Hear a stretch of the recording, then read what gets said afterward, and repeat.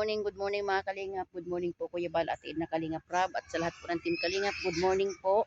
So, andito po ako ngayon sa Barangay Kadungon-Dungon, Malinta po, Malinta, ano na ng Masbate. Kahapon po may lumapit sa akin isang single parent po, no? At andito po ako ngayon, nag-commute lang po ako. Dahil nga po, syempre po, binigyan po natin, pinaunlakan po natin yung kahilingan ng isang ate, no?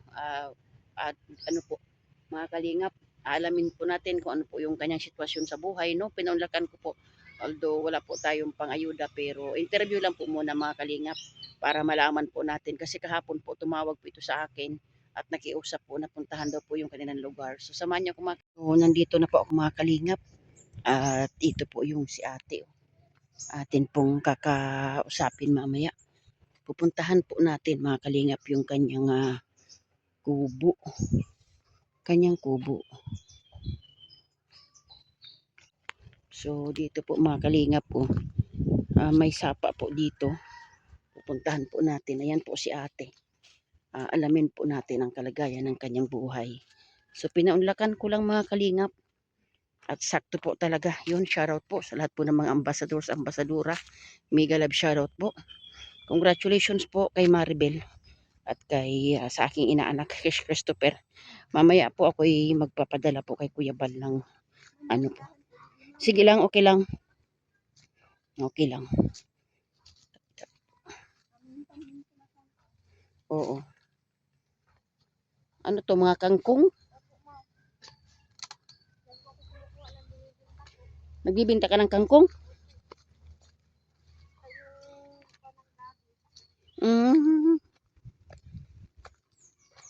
So, naano ito ng upong? Matagal na. Kaninong lupa ito? Nakikitirik lang kayo? Okay. So, malayo pala kayo sa kalsada? Oo, malayo pala kayo sa kalsada?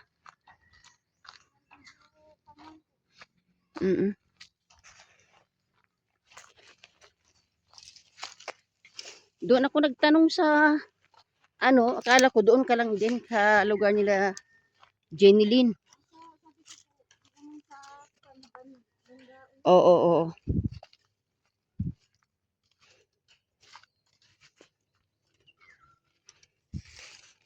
May kuryente ka dyan? Mayroon po kami kuryente kasi yung kuryente na yan sa kapatid ko yan. Tapos dito din kami sa kanila. Oo. Tinawag ko na yung mga kasi hindi naman kayo nakabalik na dito. Okay. Kasi nagtatrabaho na ako dun sa cruising. Tapos nung nagsarado yung mamihan, Oo. sideline na lang ako kasi ano naman mga sariling tauhan sila. Pero minsan nakikiusap ako kasi pag wala ng pagkain. Nung bagyo, nandito kayo sa bahay niyo? Opo. Hindi kayo lumikas? Hindi po kami bastos makalikas-likas kasi yung anak ko nga hindi makatayo-tayo. Ilang taon na siya may sakit? Simula pong July pa po yan. Umuwi po yan nung January. Meron na po mga pigsa dito. Saan siya galing? Tubiga raw po. Ay, ang layo pala ng bahay mo.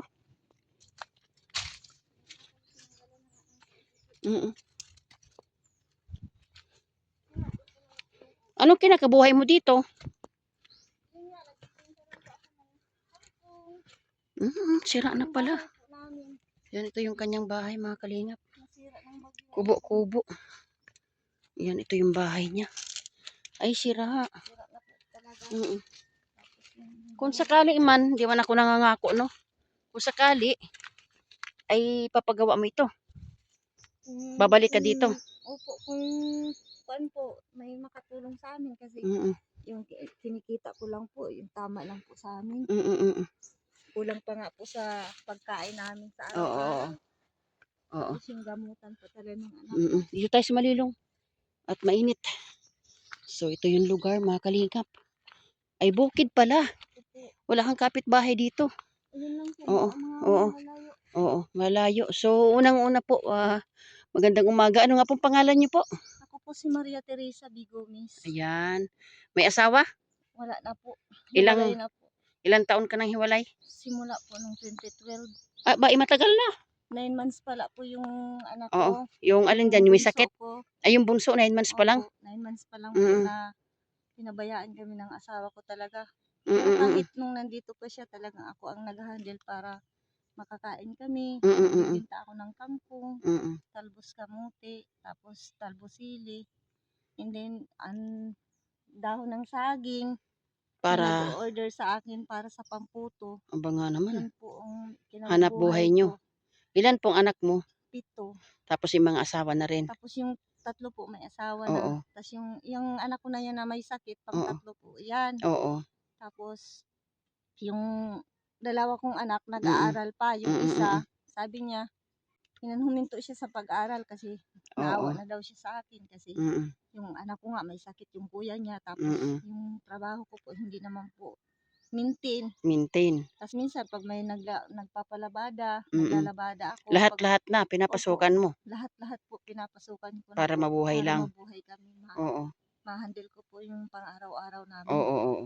Tapos yun po, pag Mm, nung dumating yung anak ko na nga iyan, nung nagtatrabaho pa ako, nagbibigay ako ng suporta pa sa maintenance ng nanay ko. mm, Tapos simula nung may sakit ng anak ko, bihira na lang ako nakapagbigay sa nanay ko. mm. Siyempre, priority mo na ang iyong anak. Po, So, sa tapos madalit sabi, since 2012, hindi ka na binibigyan ng asawa mo? hindi na po. Ay, grabe naman. Nagtrabaho po yan sa Tugigaraw. Mm, mm, mm. Minsan po, nagpapadala yan ng 500 sa isang buwan. Ay, grabe naman. Saan Tapos, makakarating ang 500? Oo. tapos yun, nag-aaway kami. Tapos hanggang sa humantong na hindi na siya talaga nagbigay sa amin. Ay, grabe. Tapos yun, tapos Mm, dumating yung pandemya. mm, Ako lang po talaga ang naghahanap buhay ng mm, halaman na para po mm, maibenta ko po diyan sa tabi ng kalsada mm, para makabili kami ng pagkain namin. mm. So, matagal na pala. Opo. Tapos, Matagal ka nang iniwan. opo. Tapos, yun. Nung nabalitaan ko na umuwi sila ng Bangad, Mm. sabi ko, pumunta ako doon. Humingi ako ng tulong, sabi ko. So, Oo, suportahan mo naman yung anak obligasyon ko. yun. Sabi ko Kasi na, kahit hiwalay kayo, suportahan mo naman kami na ano, oo. yung mga Mm, anak natin, kahit yung oo. sa anak nyo lang. Oo, Tapos, ang nagsagot yung babae, ayaw daw niya magbigay ng sustento kasi hindi naman daw anak yun ng asawa ko. yun lang. Tapos yun, pinabayaan ko na lang sila. Sabi ng anak ko ng isa, wag na lang mama, hayaan na lang natin kasi hindi naman talaga Mm, na tayo makapaghingi ng tulong sa kanya. mm. Hanggang sa umuwi itong anak ko na mayroon na po talaga siya ng mga Bukol. bukol Tapos yun dito. ang pinagsimulan. Yan po ang pinagsimula ng Mm, nung July na hindi na mm, talaga po siya nakakatayo. mm, Pag mm, pag pinapaupo namin siya, pinapatagilid, mm. tapos hindi po ako nakakapagtrabaho ng sabi na maintain kasi po kahit nandun ako sa trabaho ko, pinapasundo ako ng kapatid niya, Oo. sinusundo ako ng isa kong anak para Mm, umuwi kasi oo. umiiyak yung anak ko, hindi Mm. daw niya kaya yung sakit. Hmm, Tapos yung, napadoktor mo na siya? opo, napadoktor ko na po Anong yan. sabi ng Ang sabi doktor? ng doktor, kausa lang daw po ng mahina ang baga, and Mm, then saka nung matagalan kasi hindi naman po talaga namin kaya magpagamot sa kanya. oo nga, siyempre. Tapos Solo ka eh. dumating pa yung bagyo, nasira Mm, po yung aming tahanan, yan mm, po yung mm. tahanan namin.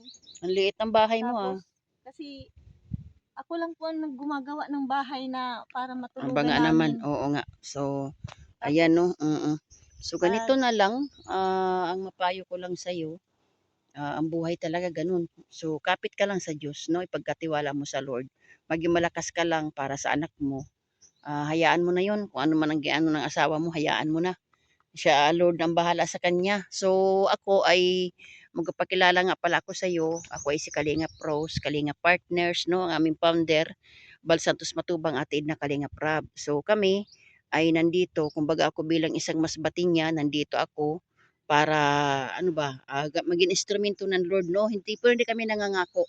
Sabi nga, ipagkatiwala natin sa Lord. So, ganito, ikaw bilang isang solo at may sakit pa ang anak, unang-una, siyempre, ang kahilingan natin, siyempre, sinasangguni sa Lord, di ba? Ano bang kahilingan mo sa Diyos? Pangalawa, kay Kuya Bal, sa mga nakakapanood nito. Anong kahilingan mo? ang kahilingan ko lang po na mapadoktor ko yung anak ko, Oo, na gumaling siya, oo. Saka yung maibalik ko po yung dati kong pagtitinda na para makapag-aral yung mga anak ko, makapagtapos. Wala kang Saka puhunan. magkaroon po kami ng kahit maliit na bahay. Kasi yung bahay na pinatirahan sa amin ng kapatid ko, hindi naman tatagal po talaga yun. Saka hindi naman yun sa'yo. Opo, hindi po yun sa amin. Oo Ito nga. po kasi yung bahay namin. Oo nga, sige lang. So, hindi ako nangangako ate, no? Ito ay ating, alam mo ba na pag in-interview kita, ito ay ating mapapanood dito sa buong Pilipinas, no? Iba't ibang dako ng ating bansa. Kung sakali ito ay mapanood ng iyong asawa, okay lang ba sa'yo? Okay lang naman kasi pinabayaan niya naman kami. O kaya nga, yun kaya, sumbaga ibig sabihin, ikaw ay bukal sa kalooban mo na lumapit ka sa akin bilang charity vlogger, kumbaga hindi ka naman namin pinilit, 'di ba? So ganito na lang ano ate, lakasan mo ang loob mo, magtiwala tayo sa Lord, hindi ako nangangako. Once na in-upload ko ito at mahipuin ang Panginoon na magpaabot sa inyo o kahit kubo, 'di ba? So hindi naman tayo naghahangad ng kahit ano pa man, basta yung kusang loob, 'di ba? Kahit ano, kahit basta maayos lang ang o sige tara, videohan natin ang bahay mo, tara. So ayan mga kalingap yung bahay ni ate. Ikaw ang gumawa nito ate? O yan po yung bahay niya. Ito po yung kanyang kahilingan mga kalingap o. So kahit ate ang bubong natin ay ganyan, ano? Ano nga tawag dyan te? Salidang. Salidang, no? O Oo. oo. Ang liit naman ay kawawa. Ilan ang haligi nito? Kawayan. Ikaw ang gumawa-gawa nito? Ang cute ng iyong bahay ah. Anong kay upong pa ito? Aba nga naman. Oo, so buhat ng upong, di mo na ito natirhan. Ayan po mga kalingap, may ano ng ano. So kahit ganito lang ano. So sige lang, tiwala tayo sa Diyos, no? Wala naman imposible sa Panginoon. Ay, oo nga, sirang-sira nga pala. Oo, syempre ate, wala ka na ibang kakapitan. So ang buhay natin ay ganyan, no? So ako ay hindi. So ganito, no, pinaunlakan kita at to be honest, pasensya ka na kasi katapos-tapos din lang ng pakubo namin kay Nanay Purit. Sabihin natin na sagad tayo. At nung lumapit ka naman sa akin, naubos na yung aking bigas ayuda. Pero wag ka mawala ng pag-asa. Sabi nga, kapag mayroon, ay kapag na-vlog ko naman binabalikan. No? So sa ngayon, ay hindi ko kasama si Kagawad. At si Kagawad po ay namatay baga yung kanyang nanay. Then pagkatapos po nito, pagka ano po, babalik kami. Pupunta kami doon sa ano nyo. Kasi kaklase niya yung nasa barangay. At basta yan ang ano ko tiha, hindi ako nangangako sa'yo. I-upload ko to sa akin channel once po na. So ayan po Kuya Bal, atid na Kalinga Prab sa lahat po na makapanood nito. Sana naman po mahipuin ang Lord no para kay ate. Dahil si ate po ay since 2012 nang iniwanan po ng asawa at ngayon po makikita ko pa rin yung kanyang anak na may kapansanan. So ang kahilingan niya po, kalooban ng Lord no, kahit itong kanyang kubo, mapaayos or mapacheck up daw po yung kanyang bata. Anak, no, wala din pong puhunan si ate. Ano ate, nagtitinda ka ng kangkong? Yan. Nagtitinda po ako ng mga Dahon, gulay, oo. Saka yung mga Oo, marami nga pala dahon dito. Tanim mo na ito. hindi po sa kapatid ko po yung mga tanim Pero nag-ano ka lang ng dahon once na may order. Doon po kami sa bukid nanguha ng dahon. Aba nga naman, grabe. Oo, grabe no. Oo, siya. Sige. At tayo punta doon sa tinitirhan mo sa ngayon para makita ko rin yung anak mo. Wait lang, kay pipicture natin yung iyong bahay. Sandali po yung kanya mga kapitbahay. Ang hanap buhay po ni ate mga kalingap ay nag-ano ng dahon ng sili po, dahon ng ano po, ng saging, kangkong, talbosang kamote, kung ano-ano na po para mabuhay lang yung kanyang ano. Matagal na siyang iniwan mga kalingap ng kanyang asawa. So yun nga po, sabi ko nga kay ate, hayaan na lang. Mag-focus na lang, ipagkatiwala sa Lord. Kaysa naman pupunta siya doon. Hindi na wala naman mangyayari, aawayin pa din. Sana po mga kalingap, mahipuin ang Lord para po kay ate. No, kahit po yan, kahit daw po simple lang na kubo-kubo kasi yung tinitirhan po nila ay bahay ng kanyang kapatid at pasira na din. So pinaunlakan ko lang po ito mga kalingap. Nasakto naman po nung tumawag sa akin. Ay talaga ubos na ubos ang ating bigas ayuda sa bahay. At katapos din lang po ng pabahay kay Nanay Purit. Kalooban ng Lord po na kapag ka nagkaroon ay babalikan ko na lang po si ate. Yan mga kalingap, ito yung kanyang anak po. Masakit? Paminod lang po. Okay. Anong pangalan mo? Asinto dyan po. Ilang taon ka na? 22 anyos. 22 na. Ilang taon ka na nagkaganyan? Ma 1 year pa lang. Ano, inoperan liig niya? Hindi po, amupoy na siya. Buswang la po yun. Ha? Siya po. Nagdana po siya tapos nagbuswang. Okay. Hindi siya inopera? Hindi po. Ano daw yan? Goiter? Hindi po. Para siyang mga pigsa. Oh. Grabe. So, ilang taon na siya na ganito? Sa July pa lang po. Nito lang July? Pero yung kanya, pagdating niya, mayroon na siyang mga pigsa. Oo. Ayan ang kanyang pao. Manhid. Okay. Kaya nakakapag. Nanginginig? Pag inaano mo, nanginginig. Ay, oo nga, nanginginig daw. Ay, grabe. So, dati nag-eskwela siya? Hindi po. Nung binabagsakan siya ng bahay namin nung bagyong Tisoy, pinuntan siya dito ng tatay niya. Kasi sabi niya, dadalhin daw siya doon sa Tugigaraw kasi may kapatid daw yung amo nila na espesyalista. So pumayag po ako, ma'am, hindi ko naman po alam na pinagtrabaho siya doon. Naku po. So nagtrabaho pala ito. Ay, grabe nangyari sa liig mo. Buti nag-ano lang siya, kusa lang siya na nag-ano. Ano pang naramdaman mo? Bukod dyan sa ano pang naramdaman mo sa ulo or ano, wala ka namang naramdaman? Wala naman, basta itong paalang. Oo, manhid siya. Hanggang saan ang manhid? Hanggang dito. Okay. So pagkain mo normal naman. Nakakain ka naman ng maayos. Nakakain naman ako minsan ng mais pero minsan hindi. Ganun. Wala Oo. akong gana kumain. Ganun. So, yan yung kahilingan mo, te, na ma-check up din siya sa espesyalista. Nakapagpa-check up ka na ba kay doktora? Sino pong doktora? Doktora Irene Griscalusin. Oo, si doktora Calusin. Ano sabi sa iyo? Yun din po ang finding sa kanya. Kailangan na Mahina daw po yung baga niya. need siya na ano pang ano dito, need na dalhin talaga sa espesyalista ganun. Oo. Wala naman po silang findings na ganun pero kung humihingi lang po talaga ako ng tulong na mga dala siya sa espesyalista. Okay. Oo, Kasi sige. hindi namin talaga alam kung ano yung dinaramdam niya. Kaya nga. Nagkaganyan Kaya nga, oo nga. So, kawawa 22 years old lang. So, July, August, September, October, November, December, January, February. 7 months na. 7 months na siya may sakit. So, kaya pa, kalooban ng Lord, no? So, ayun mga kalingap. Nagatugas. Siya, sige na. Iakyat mo na. Tulungin na, Noy. Tulungin na. Sige na po. Iakyat na kay ito po mga kalingap. Yan, kagrabe po. Buti po ito, may bahay po sila. May bahay po yung kanyang kapatid. Ito po, sira-sira din. Sira-sira din po. Pasira na din po ito. Dito muna sila pinapatira. Pinapatira ng kanyang kapatid at giba nga po yung kubo.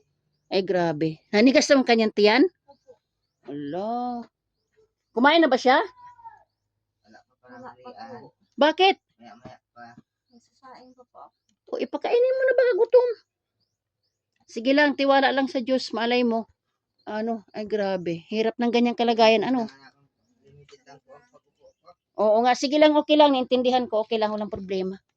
So, sasaing po siya. Ito. Kumbaga ito ay bahay ng iyong kapatid. Bahay ng kapatid mo ito. Sira-sira na rin po mga kalingap. Kaya hindi niya talaga ng sira-sira na din. Hindi niya talaga ng tulong din po. Sana po mahipuin ang Lord, no, para kay ate. Sa isang solo po, no, na hiniwalayan pa ng asawa. Ayan mga kalingap, na-interview ko na po si ate. Grabe po, nakakaawa ang kanyang kalagayan mga kalingap, no. Since 2012, iniwan ng kanyang asawa. Kaya nga po, iniwan ng kanyang asawa, siya lang po ang tumataguyod sa kanyang anak mga kalingap. Pamula lang po nung July, nagkasakit po at pinaupo natin sa wheelchair ay nanginginig po. So, sige lang po, sige lang. Tapos po, sige po, opo. Tapos mga kalingap, trabaho ni ate, naunganguha lang po ng gulayin, no? Grabe, sana po mahipuin ang Lord, no? Kaya need po ni ate na ma-check up yung kanyang anak. At mga kalingap, ma-check up ang kanyang anak. Yung bahay po napakaliit. Siya lang pong gumagawa. So, salamat po. Suportan po natin Balsantos Matubang, ating na Kalingap Rob. Sa lahat po ng mga team Kalingap, lahat ng mga ambassadors, salamat po sa inyong lahat. So, pauwi na po ako. At mainit. Nag-commute na po ako mga Kalingap. So, thank you. God bless po sa inyong lahat. Bye-bye po.